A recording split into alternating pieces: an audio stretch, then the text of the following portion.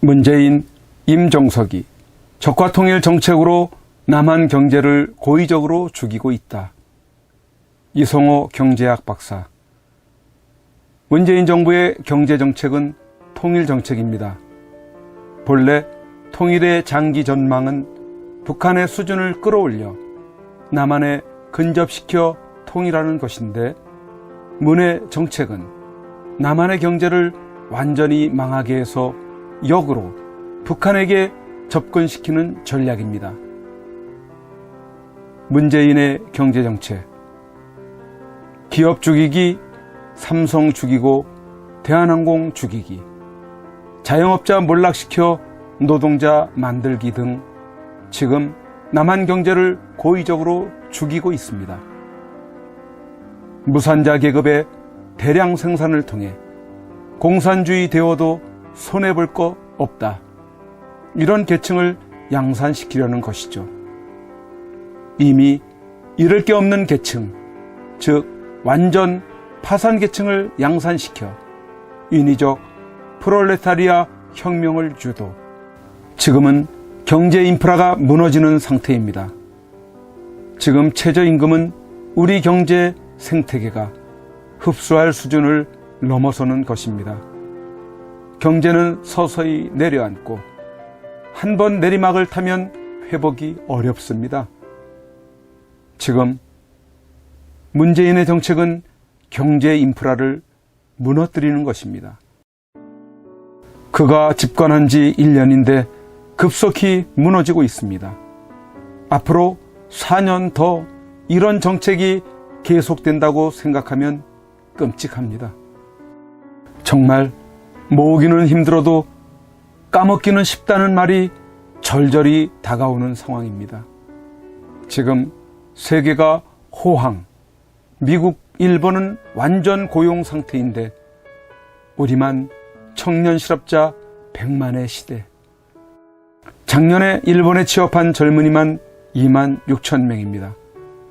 말이 외국 취업이지 이것은 일본에 몸팔러 간 것입니다.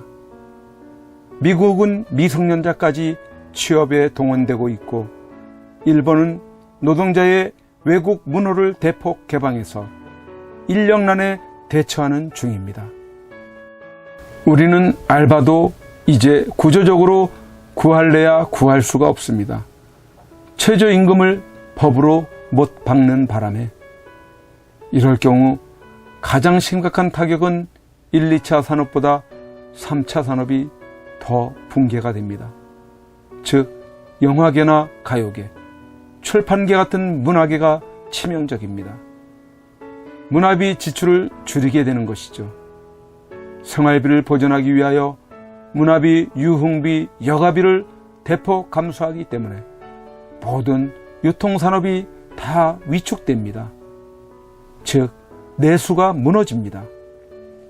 우리가 버티는 것은 수출산업의 활황 때문인데, 이것도 법인세 인상과 이번에 한미 FTA 협상에서 약속한 환율 인하로 인해 이제 이것조차 곧 무너질 상황입니다.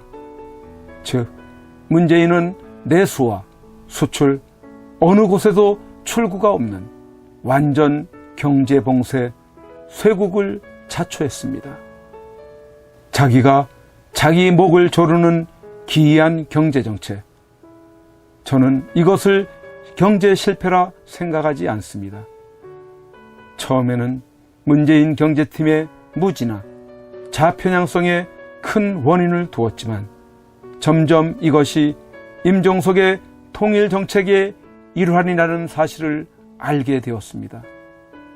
이것은 경제정책이 아닙니다. 통일정책입니다. 북한의 소득을 남한에 근접시켜 경제 일체성을 도모하는 것이 현실적으로 불가능해지자 그들은 남한 경제를 몰락시키기로 작정한 것입니다. 그쪽이 훨씬 빠르고 실현 가능성이 높기 때문입니다. 남한을 망하게 하자. 이것이 남북 격차를 줄이는 가장 빠른 길이다. 프롤레타리아 무산자 계층을 양산시켜서 이념에 대해 무감각하게 만든다.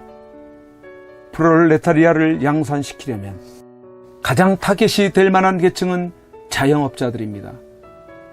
자영업자들을 망하게 해서 노동자화 시킨다. 그러려면 어떻게 해야 하는가?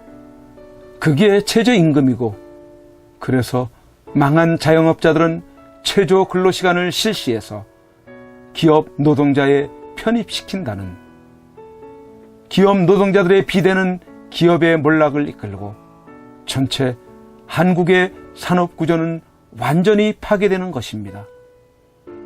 이렇게 급속한 파괴는 경제 저항을 불러 문 정권의 지지율을 약화시키기 때문에 이 문제를 해소하기 위해 공무원 80만 채용 전략이 등장한 것입니다.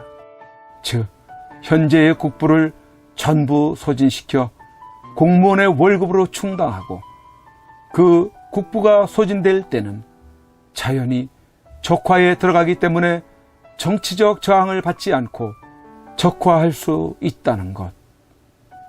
그러기 위해서는 30년간 해온 것처럼 TV에서는 계속 연예 프로와 먹방 프로를 활성화하여 국민의 시선을 딴 곳에 돌리지 않도록 붙잡아 두고, 정치부터 문화, 언론을 통해 전부 깜짝 쇼로서 계속 이벤트를 양산하면서 어떤 정치적 비판 사고를 마비시켜 가는 것입니다. 20, 30대 젊은 층들은 이미 게임에 중독되고 야동에 몰입하여 깊은 사고가 제한되었습니다. 특히 젊은 여자들을 위해 조국, 탁현민과 같은 외모 중심으로 정치에 노출시켜 젊은 세대들을 열광시켜 정치를 연예화하고 있는 것이죠. 이것은 질환과 같은 것인데, 보수가 놓친 것은 이 질환이 이미 30년 전부터 계획적으로, 조직적으로, 장기적으로 치밀하게 진행되어 온 것을 몰랐다는 것입니다. 이제 정신이 퍼뜩 들었을 때는 병은 깊었습니다. 모든 곳에 족쇄가 채워지고 모두가 좀비가 된 상태에서 지금에서 참담하고 고통스러운 틀딱들의 저항이 시작된 것입니다. 지금의 형세는 아주 불리하지만 보수는 경험이 있습니다. 6.25와 4.19, 5.16을 거치면서 정치 변화와 경제 건설의 요령을 알고 있습니다.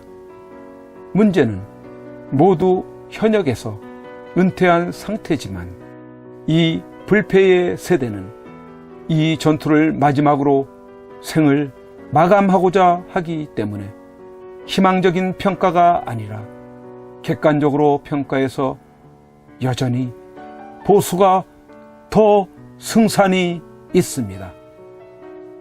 보수는 늙음하게 경제 성장의 과실에 취해 지금 당뇨에 고혈압에 힘들지만 옛날 그 굶주리던 시절의 헝그리 정신과 악바리 시대의 경험이 있으므로 젊은 세대들에 비해서 경험이라는 개인 화력이 더 충실한 세대. 비록 3대7의 싸움이지만 승산은 보수 쪽에 더 있습니다. 저는 그렇게 보는 것입니다. 이어서 우리는 또다시 엽서 보내기를 계속하고 있습니다. 대통령님과 손상대 사회자와 또 뒤를 이어 수감되어 고초를 겪고 있는 김기춘 비서실장과 우병우 수석과 남재준 장군을 비롯한 여러 애국지사들에게 엽서 편지를 보내어 그분들이 힘과 용기를 잃지 않도록 우리 애국 국민들이 늘 기억하고 있다는 것을 표현해 보여드리기를 원합니다. 지난 1차로 제작된 엽서 9종에 이어 제2차 엽서는 99도를 맞이하는 뜻깊은 3.1절에 보급을 하게 되었습니다. 2차로 제작되는 엽서에서 서양화 작가이신 조석주 애국 작가님의 박근혜 대통령 인물화로 제작되었으며 나머지 공용으로 사용하게 될 사정도 매우 뜻깊은 내용으로 제작하였고 후면에 주소를 인쇄해 놓지 않았기에 사실 9종의 엽서 모두를 누구에게나 보내도 되는 공용으로 사용하실 수 있으십니다. 2차로 제작된 박근혜 대통령의 작품에는 물고기가 표현이 되었는데 이는 깨끗함을 상징하는 것으로 박 대통령님의 청렴과 깨끗함을 표현한 것입니다. 이번 2차 엽서 후면에는 구치소 주소를 직접 인쇄하지는 않은 이유는 조만간 석방되어들 나오실 희망과 기대감을 가지고 인쇄하지 않았고 대신 전단에 여러분들의 수용자 번호와 주소를 인쇄해 첨부해 놓았으므로 전단의 주소를 보시고 직접 표기를 해서 보내시면 되겠습니다. 이번 2차 엽서도 1차 때와 마찬가지로 선구자 방송 핸드폰 010-2507-4861에 받으실 분의 성함과 정확한 주소와 엽서 세트 수량과 1차 엽서인지 2차 엽서인지를 회차를 적어서 문자로 보내주시면 빠른 등기로 발송을 하게 되며 주문 후 일주일이 넘도록 받지 못하시는 분들은 착오가 생겼을 수 있으므로 선구자 방송에 재차 문의해 주시기 바랍니다. 선구자 방송에서 그동안 엽서 캠페인을 하고 있는 것을 처음 접하신 분들은 1차 엽서를 주문하시면서 1차 엽서라고 표기해 주시고 1차 엽서를 보내셨던 분들은 2차 엽서를 보내시고자 하실 때는 주문 문자에서 2차 엽서라고 표기를 해 주시기 바랍니다. 엽서 구입 대금은 농협계좌 360-02-140-392로 먼저 입금 후 문자를 주시면 되겠습니다. 엽서 한 세트는 배송비 포함 1만원을 입금해 주시고 선구자 방송 후원도 겸하신다고 이해해 주시면 감사하겠습니다. 그럼 이제부터 1차 때 제작된 엽서와 2차로 제작된 엽서를 보시겠습니다.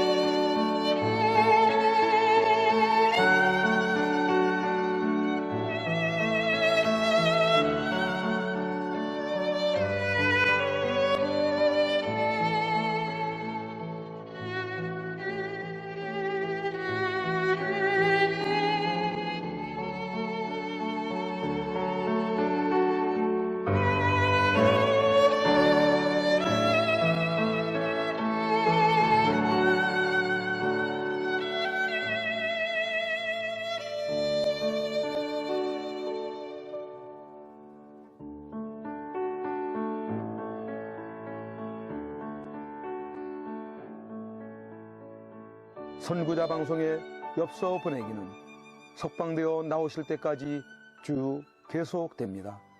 여러분들의 많은 참여를 바라겠습니다.